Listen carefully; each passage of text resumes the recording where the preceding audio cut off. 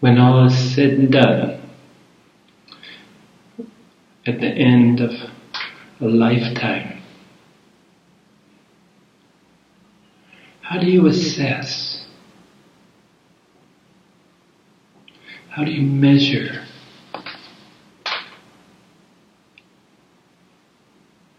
the success, failure of a person, of a person's lifetime?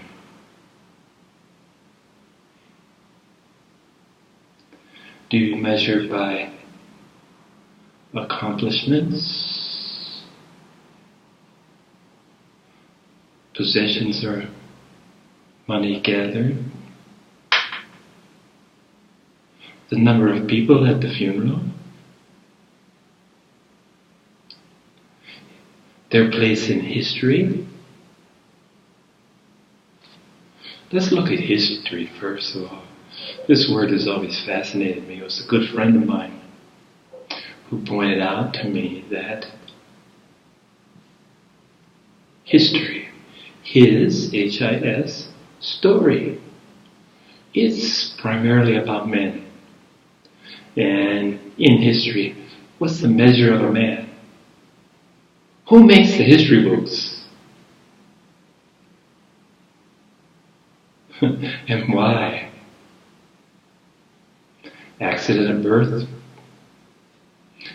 actions, accomplishments, doings, right? It's all about doings, very little about being. I think the ones who made history because of their being are few and far between. Mohandas Gandhi comes to mind, but it's also celebrate his actions, his non-action, non-violence. But how would we suggest in an ideal world to look at a person after their passing and have any kind of assessment for them? What would be the validity? What indeed would you take a look at? I'd like to suggest this. None of the things mentioned previously here. I'd like to suggest another way of looking at people. And I'm careful to avoid the word judging people, assess, evaluate. Better. Do they have more pluses than minuses in the two columns of good deeds and bad deeds? Where do they fall into this range of expectations?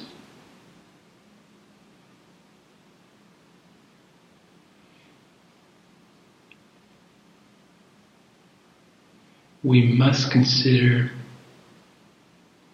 the cards that they were dealt, their hand, their position in life. Were they privileged at birth? Were they able to get through their own efforts, scholarship? Were they able to get a top-notch education? Or had parents that provided this education for them? What then indeed is the measure of a person?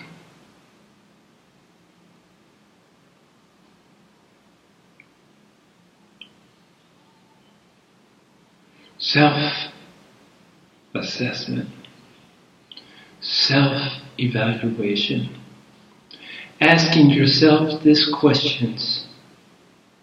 What will I leave behind after I'm finished here with this lifetime? This can become part of the self-inquiry. Personally, I was motivated from a very young age to escape the chain of incarnation, to break the yoke of suffering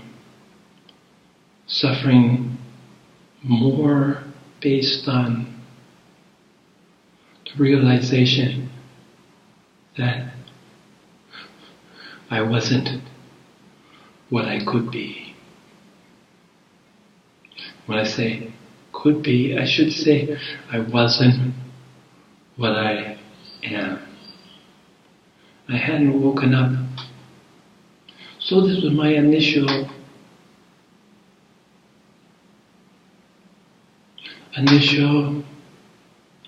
motivation, if you will. But to what end? And it wasn't until I went along on this path, to what end became part of the equation. And the end was to share, to help as many as I can to successfully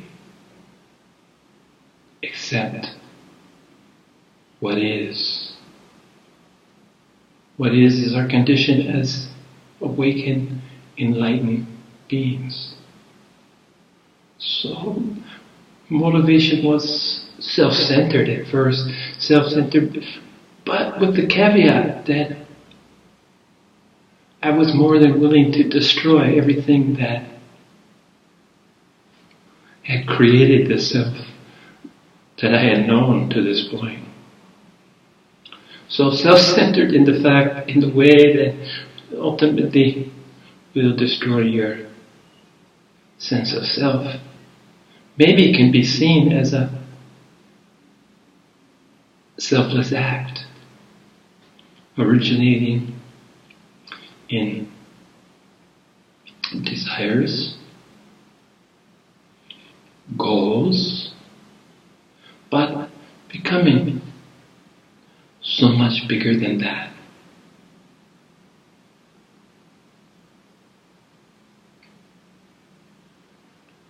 Again, I encourage all of you, when you're quiet, the mirror is a good place. Self-reflection really works in the mirror.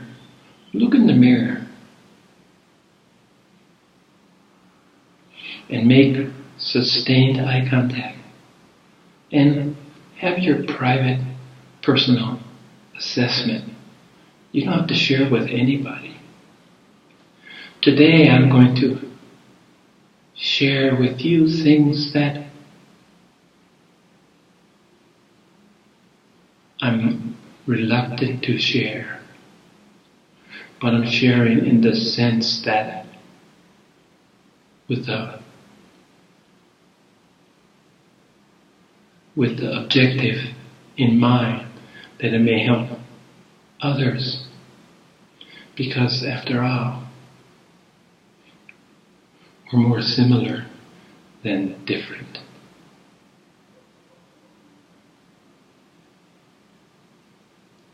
So this looking in the mirror, this self-assessment, first question is, do you like this person looking back at you? The first question is, can you sustain eye contact? Many people can't even face themselves in the mirror for a very even fleeting moments of time. I remember with my freshman university students, this is one of the first homework I would give them as a group. Tell them to go home quietly, go in the bathroom or wherever there's a mirror, make eye contact, and can they sustain eye contact? For how long? 1 minute, 2 minutes, 3 minutes? Do they smile? What's their immediate reaction to the person that's looking back at them? A very valuable tool And you don't have to be clouded by what someone else is saying, because you never know someone's motivation. Maybe their motivations are always not benign. Even mom and dad, closest friends, wife. Women always want us to be better, don't they?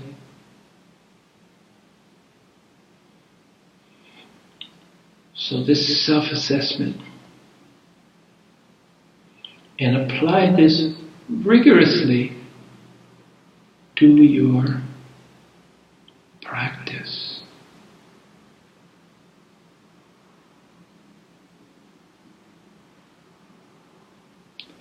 Take a look at your shortcomings. Perceive shortcomings either by others, that you've heard them suggest, or yourself in the quietest times.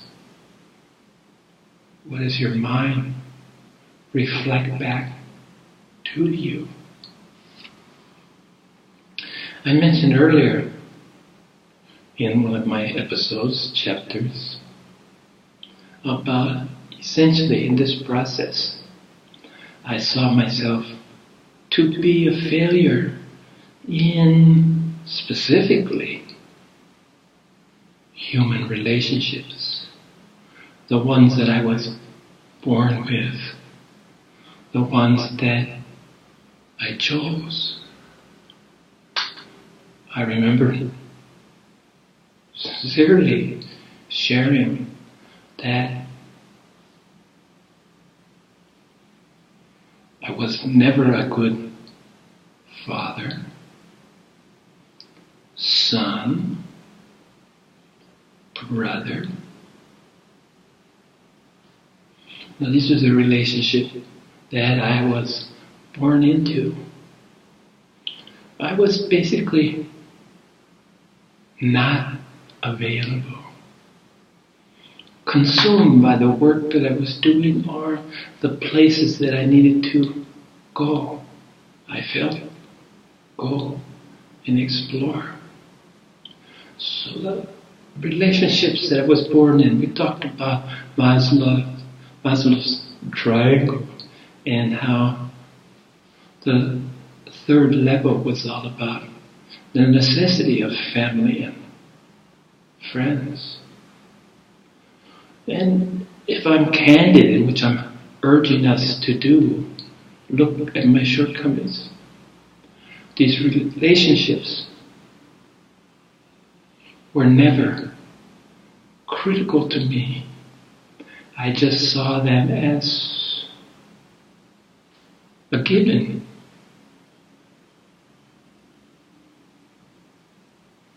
I was in these relationships through no choice of my own. How about my choices? How did I measure up on that?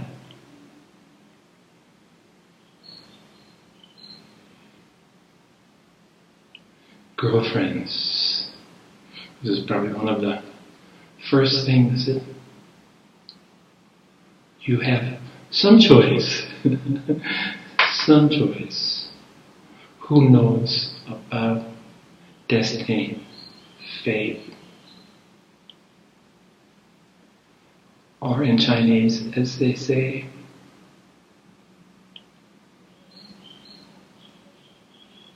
I'll come back to that. What do they say in Chinese? The red ribbon that's tied around the fate of a relationship. There it is, see? Yan Fen. And again, pardon my butchering of the Chinese language. Most people who listen, native Chinese speakers, might not even Yuan Fen. Relationship. Preordained relationship. Meant to be. And there's so much truth in that I question how much free will I had in my relationships and how much was karma. The attraction was maybe destiny, but maybe what was in my control, however limited, was, did I follow through? Did I ignore? Did I move on? Did I take another choice? It's the crossroads, right? Crossroads. Now, life is full of crossroads and you get to make a lot of choices. And it's human nature if we wouldn't question some of our choices. But what I know now is every choice that I made, right or wrong, who's to say? But every choice that I've made in my life ended up allowing me to be here talking to you now, to having spent 21 years in Taiwan. These are consequences of choices. And who knows where I would have been if I went left instead of right, or went straight. So these crossroads, these choices. And I learned, for me, right away at an early age, that I let life come to me. I've said that before, but I let life come to me. I wait and I don't go after something. I don't pursue, because the pursuit is an action, it's a doing. I've always practiced being a being. Sometimes you get the label of being passive, reactive instead of active. But it's all in the point of view, isn't it?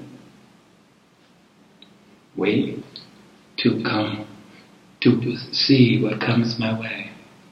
And that's when it comes my way, is the time to choose. So, we're talking about shortcomings. Is shortcomings and failures equivalent? I don't know. Honestly, I don't know. But recognizing shortcomings in the face of failure can be one thing. Recognizing shortcomings before it goes to fruition, before it becomes manifests as a failure, could be seen as another thing. And I have enough of both that I don't want to quibble. So shortcomings as a son, shortcomings as a brother, friend. And how about my other relationships? The ones that, whether I found them or they found me, whether it was free will or not, Yuan Fen, destiny, meant to be. What about the relationships that I found? Friends. Now, friends, if I evaluate my success or failure as a friend, I think of all the human relationships that this might have been me at my best. I've always been able to make friends and keep friends. And I've always said that if you have 5 friends, if you have 5 real friends in your life, it's you're richest man alive, richest person alive. Only 5. But a friend to me is, if I ask them for anything, if it's within their ability to do it for me, they will, without asking why. And I've tried to be that kind of a friend. Like the law of attraction teaches us, give friendship. If you want friends, be a friend. So, not too bad.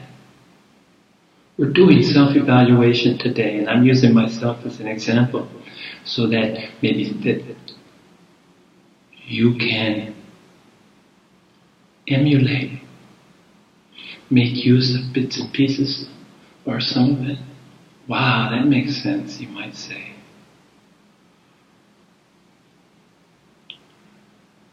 So friendship, okay.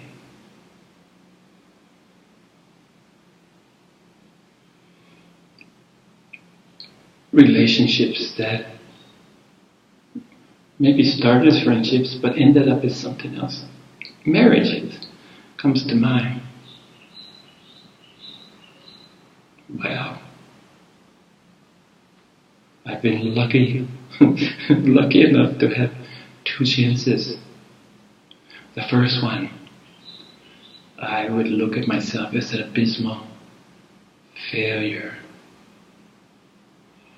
I wasn't a good husband.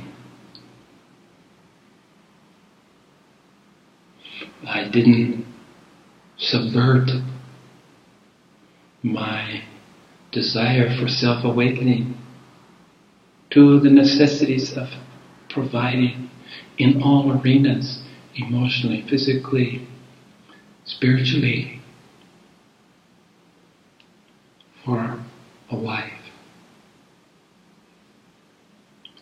Then came the child.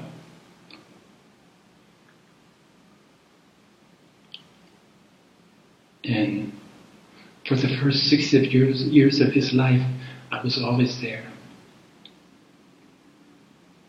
But after 6 years, I was gone. Basically a deadbeat dad. Okay? I was gone. So probably my biggest failure was as a father. And those of you who know me and know my story, I'm not really going to go into details. There might have been some extenuating circumstances, yeah. But what I've said to you is straight on. It's as if I was looking in my ex-wife's eyes and being truthful to her. I disappeared. I wasn't there in any way. So, probably the biggest shortcoming one could ever have.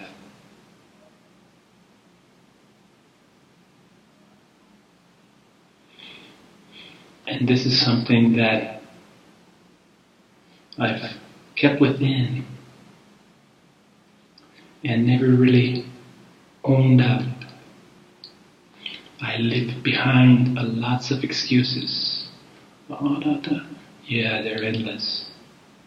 But right now, I'm shining the light. I'm showing the truth of what was. But life is really an amazing thing.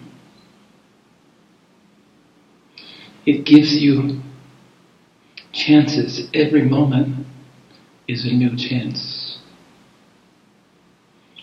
For the last 30 years, I've been fortunate enough to teach young minds, primarily university-age students.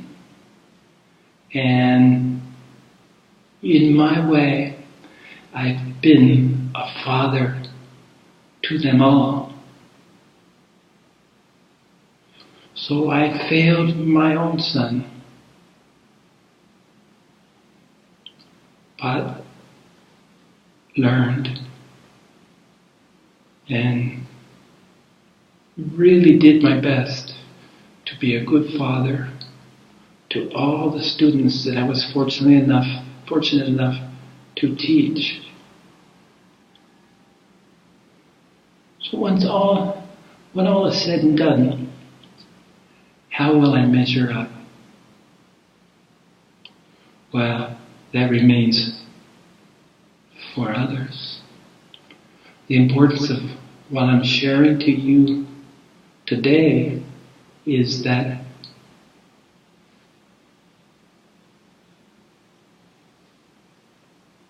I tried to make amends.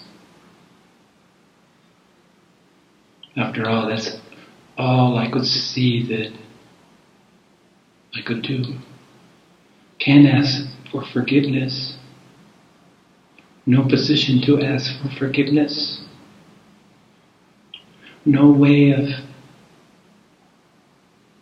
saying if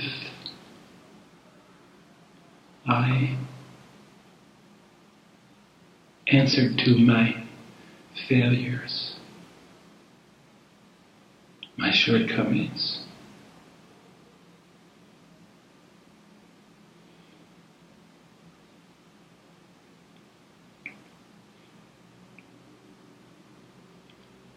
So this is the process.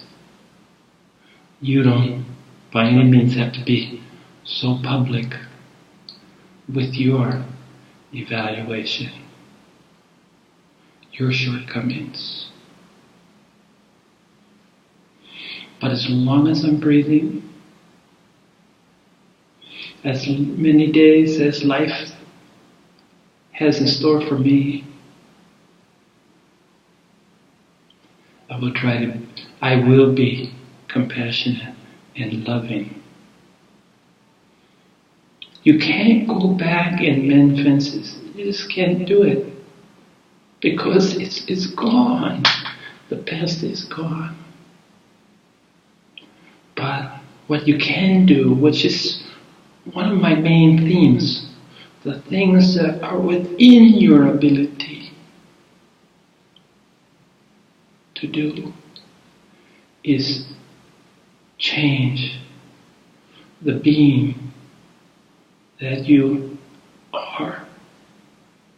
And that whatever you have done in the past, people look to Jesus for forgiveness.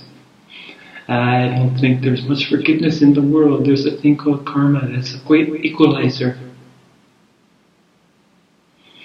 But in the spirit of Jesus, find strength to forgive yourself.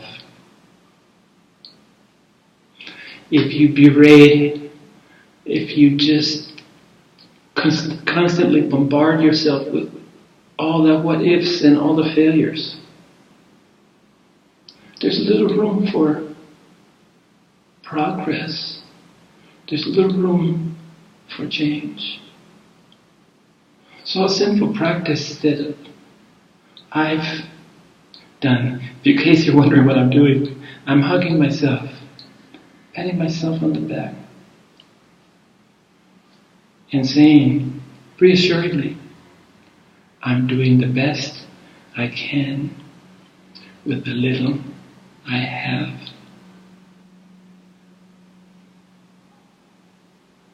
And going back to where we started, trying to go full circle, evaluation, self-evaluation. What's the measure of a person?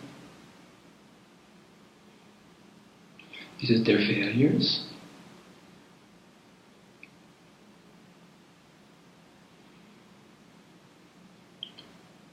Shortcomings? Places where they could have done better, they should have done better. The conditional tense, could have, should have, would have. None of that is ever so.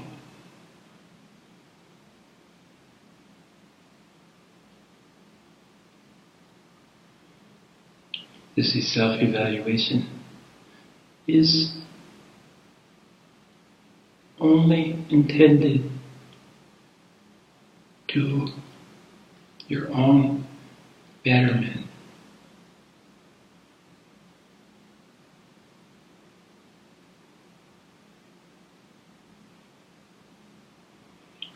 What becomes really important is that you do your best to leave the world a better place than when you found it. And this betterment, even the smallest, most infinitely tiny contribution or betterment to the well-being, the betterment of mankind, humankind, the smallest nanoparticle, neutrino contribution to the good is immeasurable.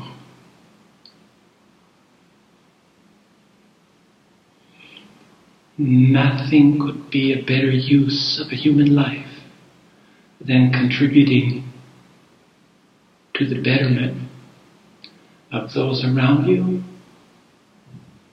and those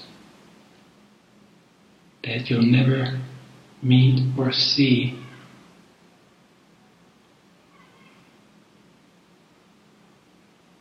So this is the purpose of candid self-evaluation.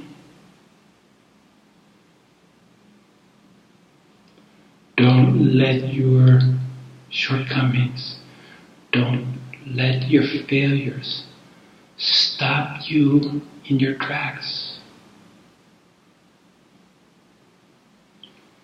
They can be transcended.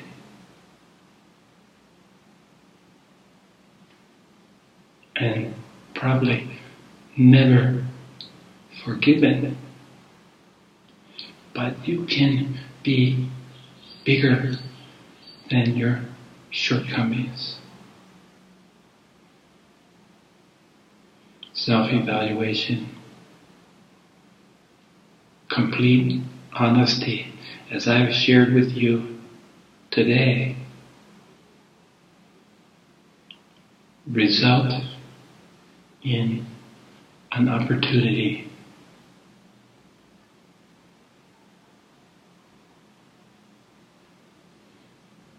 for you tomorrow, for your tomorrow when it comes.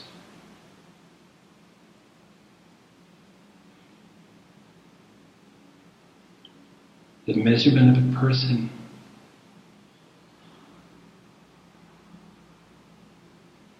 is yet to be revealed.